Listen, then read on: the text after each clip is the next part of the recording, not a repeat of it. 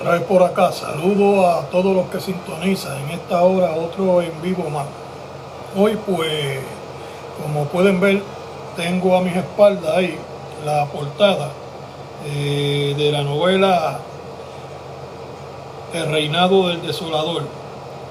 Esta novela es una novela extraordinaria que publiqué ya hace más de 2 años y la estoy trayendo ahora nuevamente por las cosas que están ocurriendo en Medio Oriente, ya que el tema de esta novela trata mucho sobre este particular de los conflictos en Medio Oriente, como los de Ucrania, etcétera, bajo el nuevo orden mundial. Por eso se conoce como El reinado del desolador. Es una novela intensa, pero muy entretenida. Me estuvieron haciendo unas preguntas por algo que puse en estos días, que publiqué en relación a esta novela, y me estuvieron tratando de, en cierto modo, ¿no?, de cuestionar el por qué yo pues hablo de estos temas que tienen que ver con profecía, y no soy, según ellos, un ministro formal, y me imagino que ellos son católicos y entienden lo que es el ser ordenado como sacerdote y todas estas cosas de acuerdo a su doctrina católica. Yo he explicado siempre, si usted es de los que sigue mi contenido, sabe que siempre que trato estos temas lo digo, que yo no soy un hombre religioso, pero soy teólogo, estudié teología e humanidades, y eso pues me convierte en alguien que puede pues traer estos temas sin ser un religioso, porque es que no lo soy. Tampoco trato de andar camuflado por ahí como si fuera un santurrón, un ministro que se para en los púlpitos a busconear y todas estas cosas. Yo no soy nada de eso. Soy un hombre pecador, como siempre digo, y usted puede ver mi contenido, tan pecador como el más pecador de los que usted se pueda encontrar por ahí en su vecindario, sea adicto, sea ladrón, sea incluso asesino, lo que sea. Tan pecador como ellos soy, que si muero sin antes confesarle mis pecados a Jesús, a Dios, y pedirle que me perdone, pues me pierdo como cualquiera de ellos, porque es que no soy un religioso, soy un creyente de Jesucristo, soy un creyente total y plenamente de las Sagradas Escrituras. Ellos, pues, por lo que yo muchas veces hablo de estos temas, y siempre hago la salvedad de que no soy un religioso, precisamente para que esta clase de personas, como la que me han estado tratando de cuestionar cuando hice esta publicación hablando de esta novela, a manera de promoción por lo que está aconteciendo en Medio Oriente y en Ucrania desde hace un tiempo. No soy un religioso. Y dejando estos puntos claros, como siempre lo he dicho, soy un hombre que estudié teología, estudié también humanidades con uno de los mejores de Puerto Rico y de toda Hispanoamérica, Fernando Picó. Nos llevó, sí, en prisión, en la cárcel. Tuve 32 años y medio preso. Ahí llegué como un disoluto cualquiera, un hombre criminal del bajo mundo, y ahí pues Dios comenzó a llevarme cosas a la mente, y para supuestamente yo pasar el tiempo de una sentencia de 119 años, pues me dediqué para buscar mantenerme aislado de todo revolú y todas estas idioteces que pasan en las prisiones. Soy un ex líder del bando de Monacillo. Traté de enfocarme más en lo que son los libros y las escrituras, gracias a Dios y a este hombre que se conocía como Fernando Picó, un jesuita, sacerdote jesuita, un hombre erudito, muy inteligente, y que llegó también como catedrático, profesor de la Universidad Recinto de Río Piedra en Puerto Rico. Llevó los estudios universitarios a las cárceles, empezando por las Malvinas, en la cárcel Las Malvinas, que ya no existe, y por ahí comenzó todo este interés en mí, gracias a unos temas que yo con él diferían, no estábamos de acuerdo, él como jesuita y yo como protestante, por lo menos de creyente de esta doctrina. Y ahí pues desarrollamos una amistad. Y en esto pues también me convenció, me ayudó para que cogiera estudios de humanidad, etcétera. Él también era escritor, uno de los mejores historiadores de Hispanoamérica, Fernando Picó. Y él pues me ayudó a motivarme en todo esto, que empecé mis estudios, terminé luego de los 4º años, seguí bregando con estos estudios universitarios y la teología. En fin, comento estos temas porque son temas que realmente son temas que todos deben de estar buscando para por lo menos mantenerse al día, sin una mente en exégesis, en el contexto de encerrarse en una doctrina, en todos estos conceptos dogmáticos que presenta la religión. La religión, yo siempre he dicho que es esclavizante. La religión es esclavizante. Todos estos dogmas y todo esto que presentan todos estos religiosos, católicos y charlatanes de estos protestantes, de mi misma línea de credo, que soy protestante, todos esos charlatanes que lo que se buscan es un púlpito para estar pidiendo dinero y estar engañando y cogiendo a las personas en el mercado de la fe, atándolos y llevándolos a un camino que verdaderamente es atroz. Y yo pues estoy en contra de eso totalmente. Eso yo lo llamo los terroristas de los púlpitos, que dicen que son ministros cristianos y cogen los púlpitos para estar presentando un texto o dos textos bíblicos y por ahí comienzan y de lo más que hablan es de diezmo, ofrenda, prosperidad y todas esas idioteces. Yo no soy nada de eso. Yo soy un pecador como Juan del Pueblo y cualquier otro pecador, que necesito de la misericordia y de la gracia de Jesucristo diariamente. Sin eso me pierdo como cualquier pecador del planeta. Dejando siempre estos puntos claros para estos lenguilargos que me han estado cuestionando porque trato estos temas, pues mire, déjeme decirle algo. Lo que está sucediendo actualmente en la geopolítica global, si usted la desliga de todos estos temas teológicos, usted está completamente extraviado y va a seguir perdiéndose diariamente más en todos estos acontecimientos. Cualquiera que venga como un viento del norte lo va a llevar a usted a un estado de nervio caótico y lo va a confundir cada vez más y más y más, y con todos estos creadores de contenido de las redes sociales, perdónenme, que lo único que hacen es meter miedo y hablar idioteces y disparates para tener views y tener muchos likes y muchos seguidores y todas esas cosas. Yo no creo que eso es algo que usted deba de estar siguiendo. Yo creo que eso es algo caótico, algo muy malo. Por eso los llamo los terroristas de los púlpitos, que son gente que utilizan la religión para hacer, olvídese, y deshacer. Yo le pido que siempre preste atención a todo lo que está sucediendo en el entorno global. Y cuando digo en el entorno global, me refiero a que no se circunscriba solamente a su estado donde usted viva, sea de los Estados Unidos o sea en Hispanoamérica, en cualquier de estas naciones de Hispanoamérica. No haga eso. Siga todos los acontecimientos a nivel mundial. Créame, es importante, es muy importante. Ahora mismo con lo que está sucediendo con este asunto de Medio Oriente, que lo están sacando de contexto por todas partes y hasta creando contenido con inteligencia artificial, poniéndole más cargas y preocupaciones a todos los seguidores de este tipo de eventos en las redes sociales. Hay que tener mucho cuidado, hay que ser muy cauteloso. Lo que está sucediendo ahora mismo en Medio Oriente, se ha levantado una campaña solapada, no solamente en las redes sociales, sino canales también de noticias, no solamente de Estados Unidos, sino también de Hispanoamérica, de algunas naciones, Venezuela, Colombia, etcétera.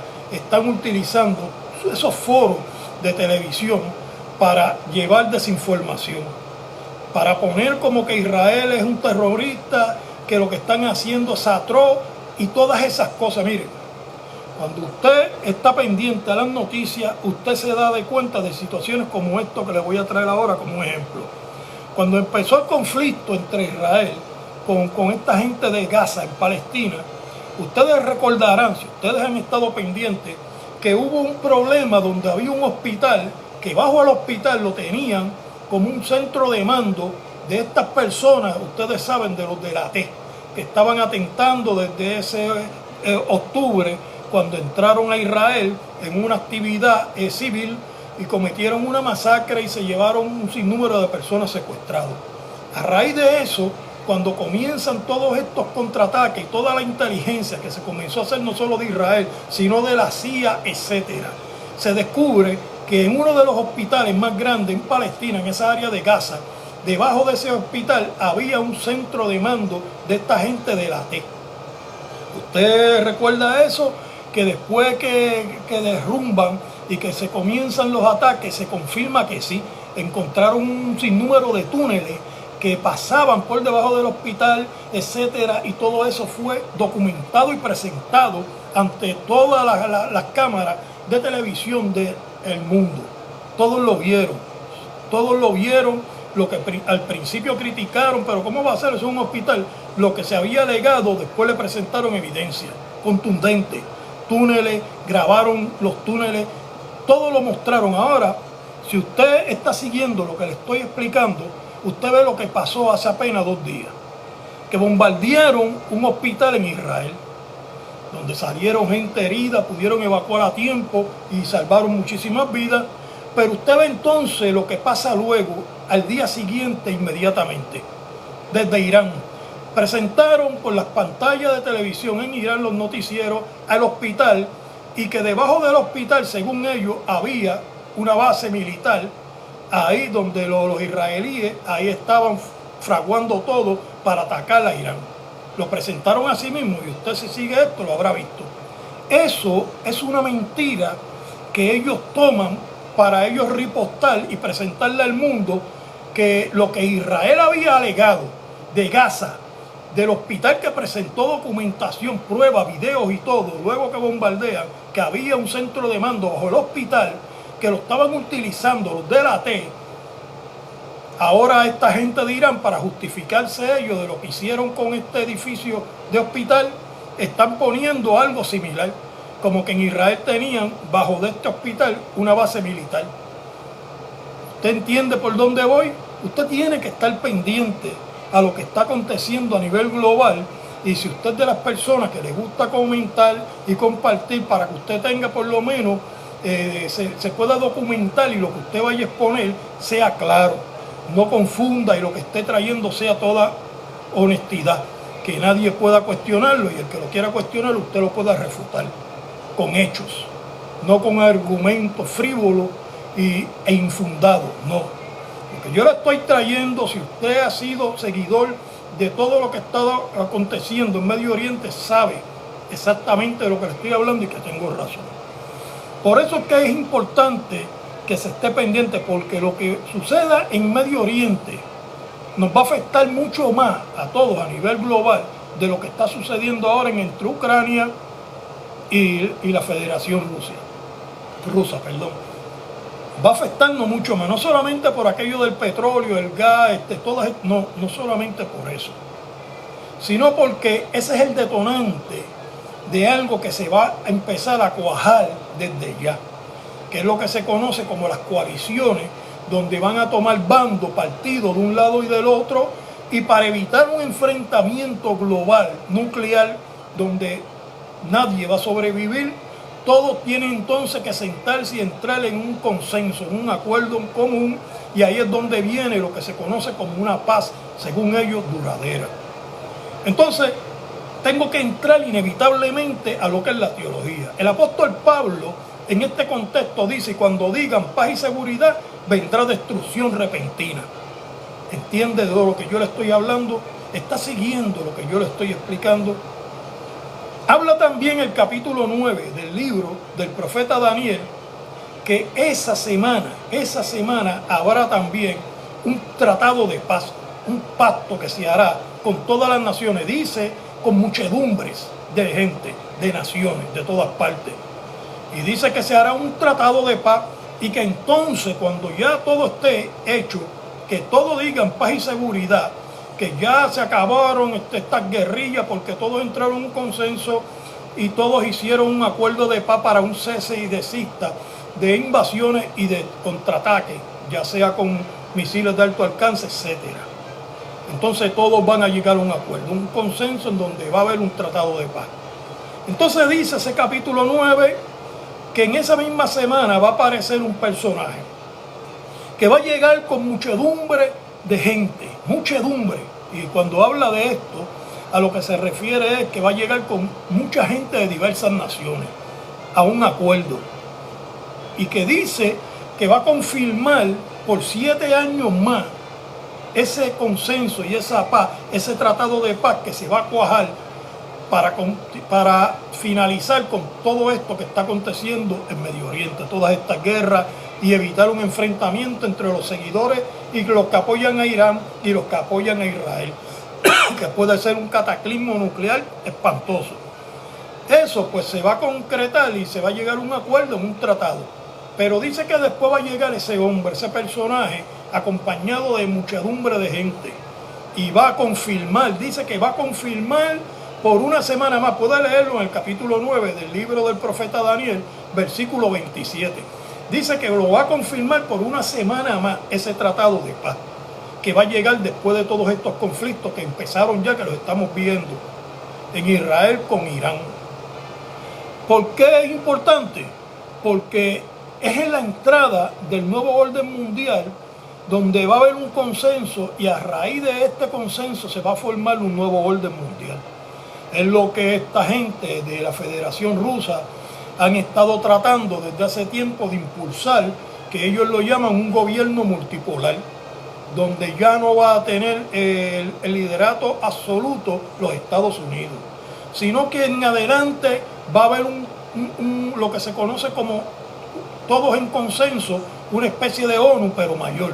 La ONU va a pasar a otro plano, va a ser mayor, en donde para los efectos siempre todos se van a tener que reunir, tanto los de la izquierda como los de la derecha, que son los que siguen y respaldan a Israel. Es decir, y ahí entonces comienzan estos consensos, y esto es lo que se conoce como un gobierno multipolar, que no es que Estados Unidos o cualquier otra nación como China o Rusia diga, no, esto es lo que se va a hacer y punto. No, eso ya no va a pasar. A raíz de esto, ya eso no va a suceder.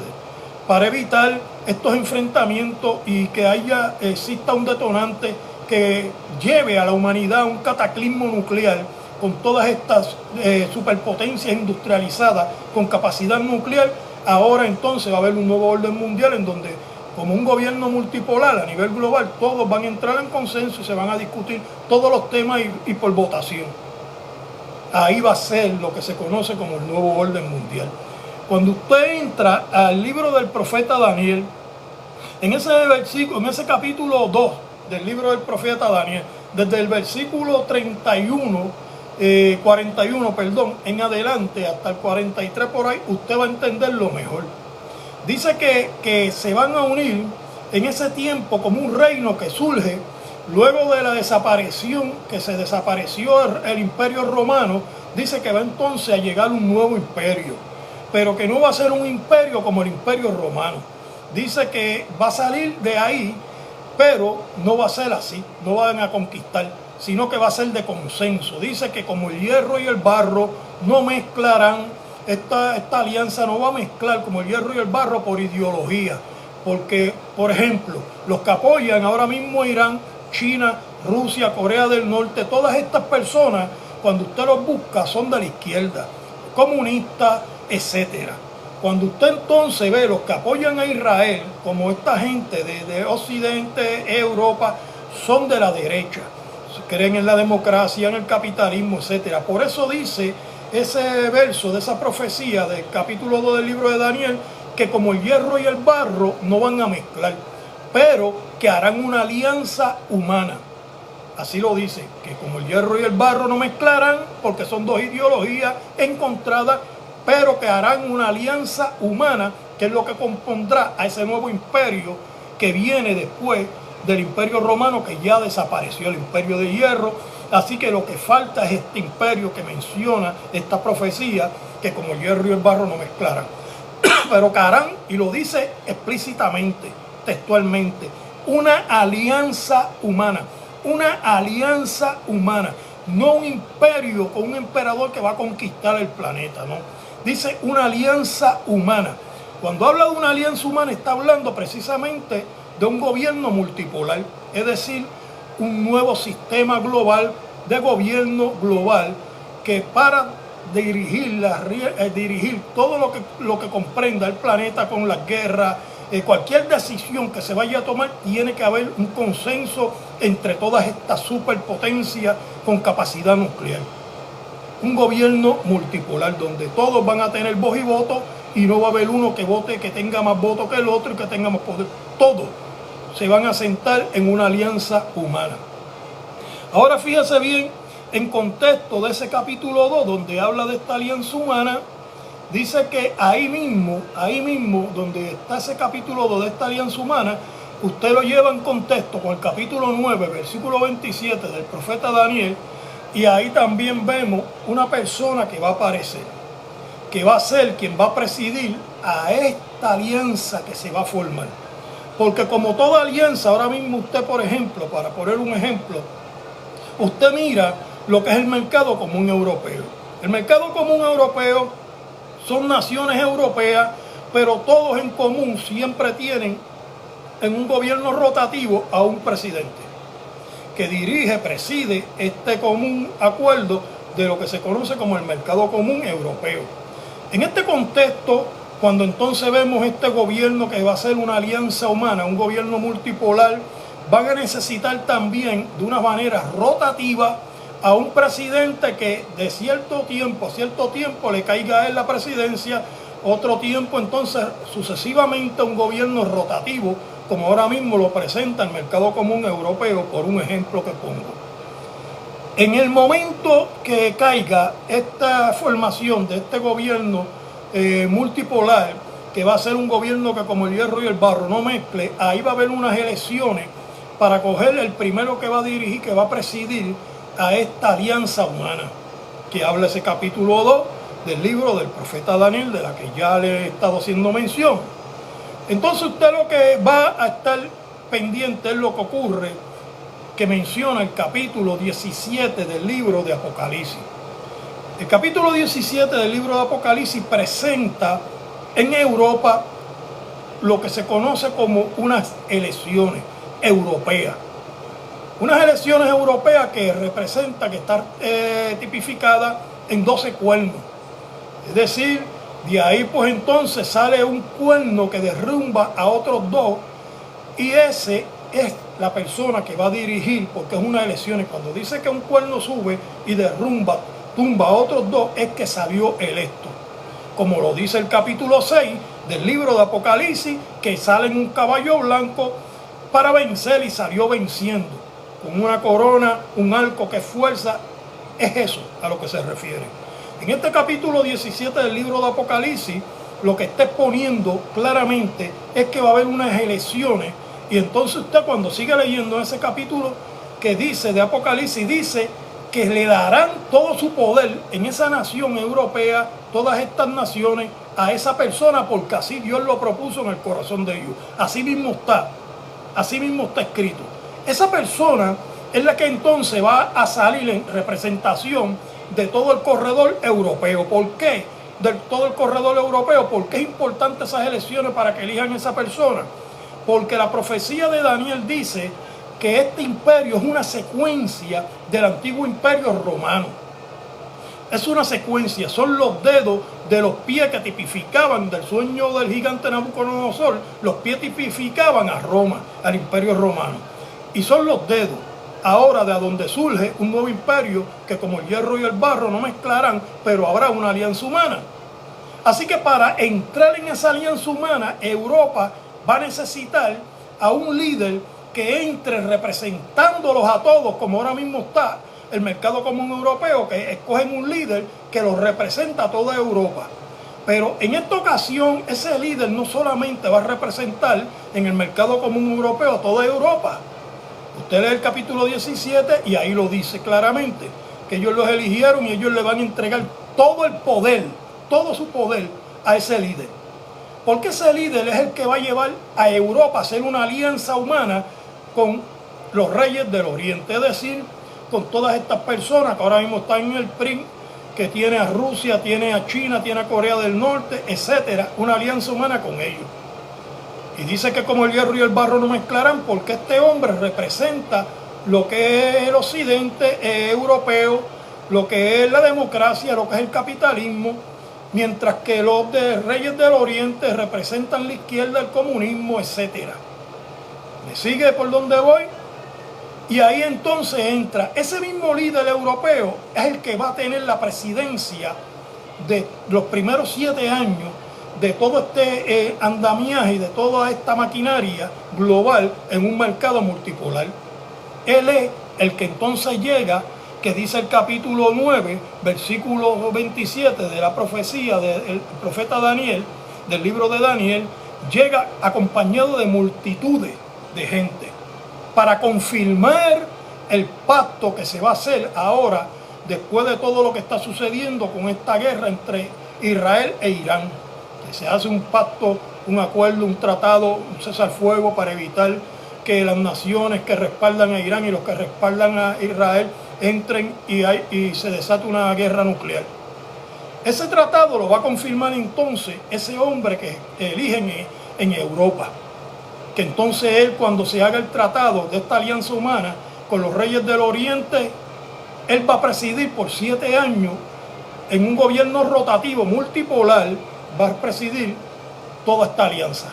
Ese hombre es el desolador. De lo que está hablando esta novela. El reinado del desolador. Ahí lo tienen.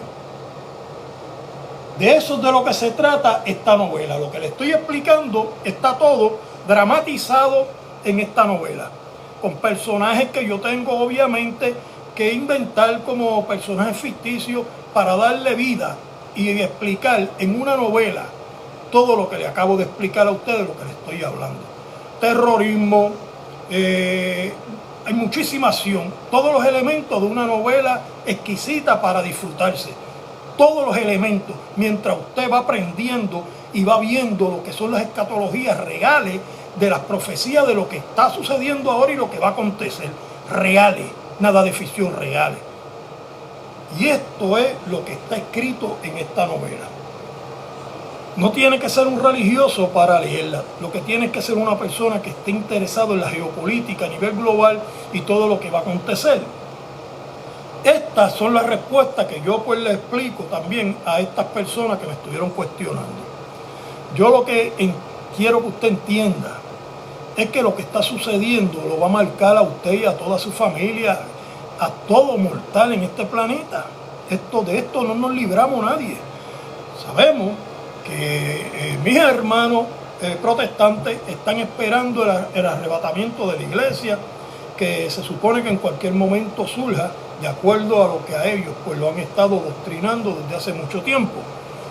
Yo entiendo que va a haber un arrebatamiento de la iglesia porque está escrito bíblicamente. Yo no busco los textos que usan los lobos rapaces estos, los altares, para llevarlo a un montón de textos y estar pidiendo chavos y continuar día tras día con lo mismo. Yo no uso eso. Ellos usan a Mateo 24, usan a Pablo, cuando Pablo habla un abrir y cerrar de ojos, que seremos traspuestos.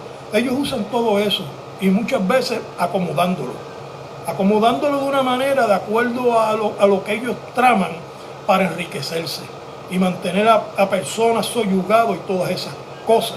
Yo no soy así, yo no soy religioso, por lo tanto yo no tengo que hacer nada de esas cosas porque esa no es mi intención, robarle a nadie ni pedirle dinero a nadie. Lo que sí yo le explico y le aseguro que eso va a suceder es porque está en Apocalipsis, el libro que ellos no quieren citar, porque no lo entienden, porque son unos charlatanes, unos lobos rapaces. Cuando usted lee ese capítulo 14 del libro de Apocalipsis, están hay dos eventos. Dice que aparece un hombre en una nube, como Jesucristo dijo que él llegaría sobre una nube. Y estos son metáforas. Dice que aparece un ángel sobre una nube que tiene una hoz de segar trigo. Y entonces una voz del cielo, del trono de Dios, le dice: llegó la hora de segar, ciega la tierra. Y él mete la hoz. La hoz es lo que se metía para segar el trigo, recoger el trigo. Y él lo hace, y cuando sube se lleva el trigo con él. Luego que él se lleva el trigo, el de la nube, viene entonces otro ángel. Y sale del altar una voz también y le dice: arroja la hoz. ¿Qué tienes en la mano? Arrójala a la tierra. Fíjese la diferencia. El de la nube secó, se llevó el trigo. El otro que sale, la tira a la tierra para aplastar las uvas. Ya no son trigo, son uvas. Aplastarla en un lagar. Y las van a aplastar, etcétera. Y entonces usted sigue buscando sobre este lagar y dice que todas esas uvas que quedan en el lagar, llega el Mesías en un caballo blanco y todas las esparrachas, y el caballo se llena de sangre y la ropa del Mesías también. Está hablando ya de los juicios que se conocen como la gran tribulación y lo que se conoce como la agonía de Jacob en el pueblo judío. Eso es lo que se conoce como la gran tribulación. 7 años, 3 años y medio de una falsa paz y 3 años y medio finales de lo que son la gran tribulación o la agonía de Jacob. Pero sí, en ese capítulo 14 está tipificado claramente que va a haber un arrebatamiento de la iglesia per se. Pero aquí es donde hay un punto bien importante. Porque entonces cuando usted busca el contexto, iglesia no es un templo. No es un templo, son miembros de un cuerpo místico, que lo menciona también el apóstol Pablo, el cuerpo místico de Jesucristo. Son los que componen la llamada iglesia. Todo aquel que crea en Jesucristo, todo aquel que acepta a Jesucristo, se vuelve parte de Jesucristo. En ese contexto comienza a ser una persona cristiana con sus defectos y virtudes, a buscar cada día más conocerlo a Él. Y quien hace el cambio, quien llega a la persona y comienza a trabajar con la persona, es Él mismo. Jesucristo, en el Espíritu de Dios, comienza a transformar y comienza a capacitar de acuerdo para lo que ha sido llamado esa persona. Estos son cosas reales, esto no es religión, estos son cosas muy, muy, muy reales. De hecho, ningún profeta fue religioso. Ningún profeta de la Biblia fue un religioso. Cuando usted busca quiénes fueron los profetas, fueron hombres guerreros. Fueron hombres que estuvieron en batalla. Ninguno era un religioso de estos que se dicen ser super santos. Ninguno de ellos. Es importante que estas cosas se entiendan. Lo que vaya a suceder en un arrebatamiento de la iglesia, eso no lo sabe nadie. Cuando se llevaron al profeta Elías, estaba Eliseo, un hombre, un profeta que fue tan ungido por Dios, que hasta después de muerto sus huesos, sobre su osamenta cayó una persona muerta que lo llevaban a enterrar y estaban huyendo porque los estaban persiguiendo, y resucitó. Esa era la unción que tenía ese hombre, y ese hombre, cuando se llevaron al profeta Elías arrastrado para el cielo, se quedó en la tierra, él no fue arrastrado. Cuando se llevaron a Enoc, habían también mucha gente, muchos que al igual que Enoc creían en Dios, vivían delante de Dios. Por eso se conocían como los hijos de Dios, que muchos sacan de contexto por ese capítulo 6 del libro de Apocalipsis. Dicen, como han hecho los griegos que escribieron la mitología de Zeus y todos estos dioses, que los llamados hijos de Dios en ese capítulo 6 de Génesis son ángeles caídos. Y eso es una mentira también. Ahí a lo que se refiere los hijos de Dios es a los que vivían delante de la presencia de Dios en el lugar donde Dios puso a Adán y Eva. Una vez cayeron en el huerto del Edén, Dios los sacó de delante del árbol de la vida, pero los dejó en un lugar cerca, y ahí le comenzaron a nacer hijos a Adán y a Eva. Las hijas no se contaban, porque el propósito de Dios era un propósito mesiánico, y está presentando al varón, porque es un varón de donde venía la redención, el Mesías. Y desde ahí comienza todo este plan mesiánico, y por eso no se contaban a las mujeres. Imagínense usted si se empezaran a contar desde ahí a las mujeres con toda esta doctrina que han hecho estos impíos idólatras de la Virgen María. Olvídese, fuera más grande que Jehová de los ejércitos. Así que Dios es sabio y Dios conoce el camino del hombre desde el principio a su final. Comenzó desde el principio solamente a hacer números y a contarle a los hombres. Cuando usted busca en todos los consensos donde habla los linajes de los hombres desde el Génesis, todos eran varones, no se contaban a las mujeres. Esto explica el por qué cuando Caín pecó, que mató a su hermano Abel, tenía miedo de que lo expulsaran de ese lugar donde vivían los llamados hijos de Dios, donde vivían hasta ese momento, hasta que Caín mató a su hermano Abel. Ahí se conocían todos, y los que siguieron naciendo luego, como los hijos de Dios, porque estaban en un lugar donde Dios los puso aparte y vivían en la presencia de Dios. Por eso cuando apartan a Caín, que lo expulsan, dice: ahora me alejarás de tu presencia y voy a vivir errante por el mundo y aquellos que me encuentren me matarán. Ya él sabía que habían personas que antes que él matara a su propio hermano, ya eran asesinos. Tampoco es como enseñan los religiosos, que el primer asesino fue Caín, que mató a Abel, etc. No, eso es mentira también. Cuando usted lee bien, dice que Caín tenía miedo y así mismo se lo expresó a Dios, que entonces lo verían como extranjero y lo matarían. Expresó que lo matarían, es decir, que ya él sabía que habían personas asesinas fuera de ese lugar donde Dios los tenía a los llamados hijos de Dios, porque eran personas que vivían alejados de la presencia de Dios. Ahora, ¿por qué existían esas personas que se conocen como los hijos de los hombres? Porque eran los hijos de esas mujeres que no se contaban en estos consensos desde el Génesis, desde la primera caída, desde la caída del hombre, desde que empezaron. Mire, lo primero que le nació a Eva fue mujer, no fue varón, fue una mujer. Y eso usted lo sabe cuando usted lee Génesis 3, que ella da luz, ella dice, gracias a Dios, le da gracias a Dios, dice, porque me diste un varón. Es decir, ella le está agradeciendo a Dios que le hubiera dado un varón, porque ya había tenido hijos, pero eran hembras. Así que cuando recibe el primer varón, se lo agradeció a sí mismo, a Dios se lo expresó. Gracias porque me has dado un varón, un hijo varón. Porque ya habían tenido mujeres, hijas. Pero no se podían contar porque no estaba en el plan redentor mesiánico de Dios, que usted lo puede ver, que en ese mismo capítulo 3 dice que de la mujer nacería un hijo que le aplastaría la cabeza a la serpiente, a Satanás, que lo destruiría. Está hablando del Mesías. Entonces, ¿qué hicieron con las mujeres?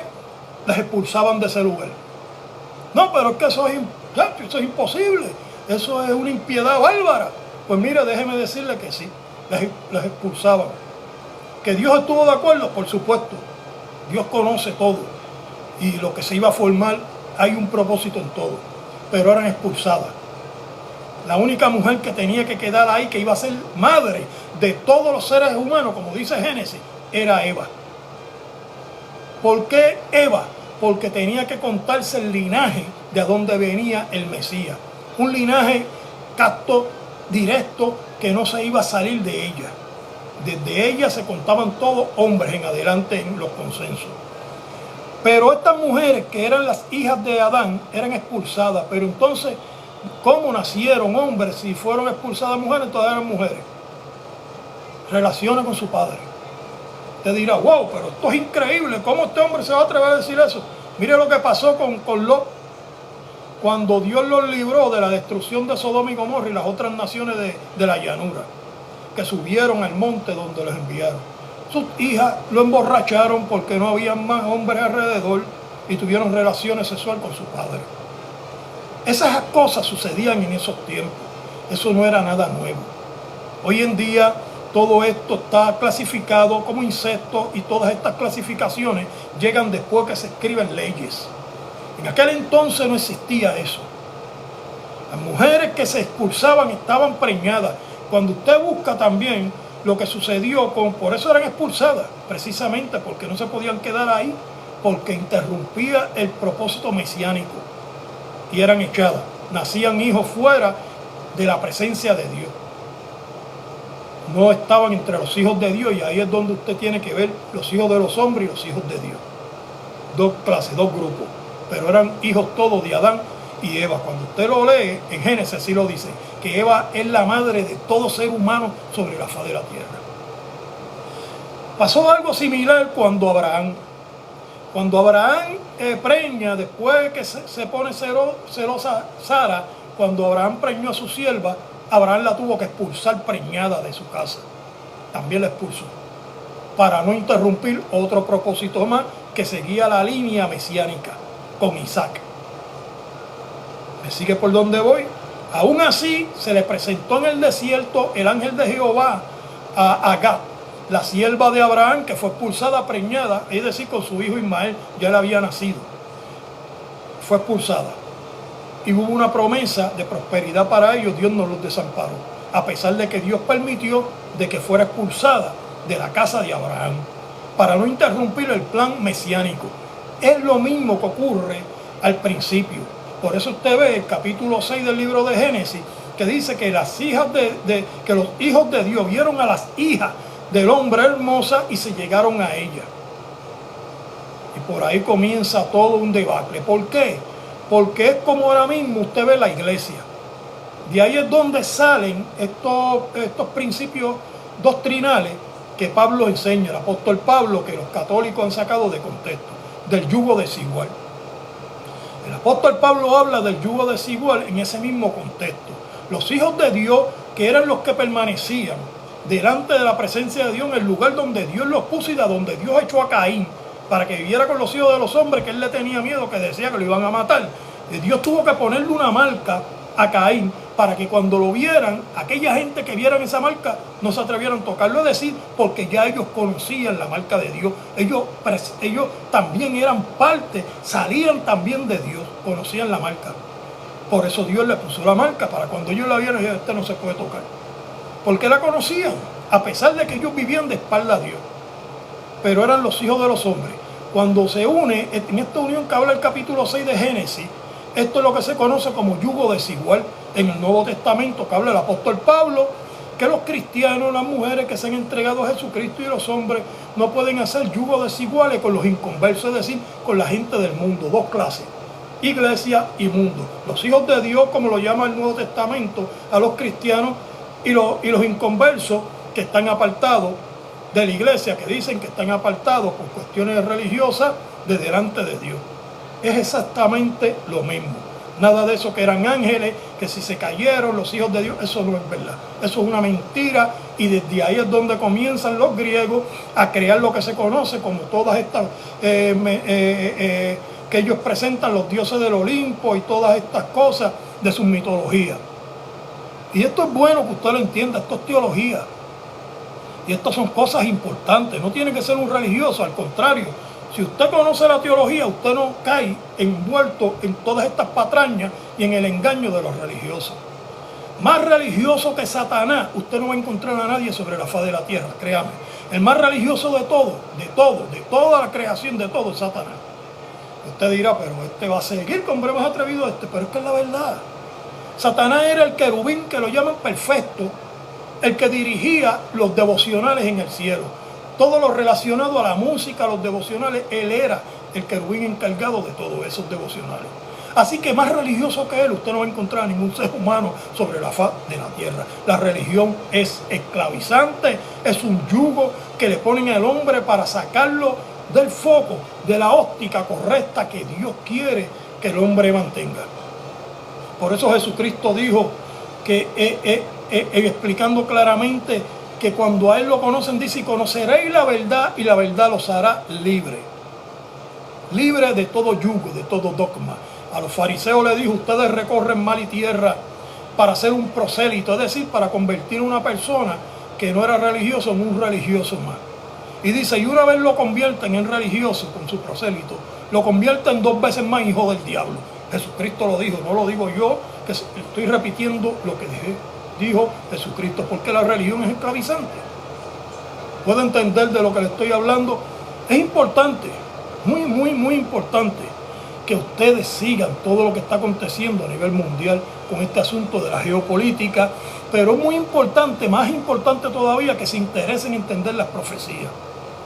Es muy importante, por eso yo escribí esta novela. Una novela que realmente es intensa, tiene hasta romance. Los personajes, el protagonista estuvo preso, era un asaltante.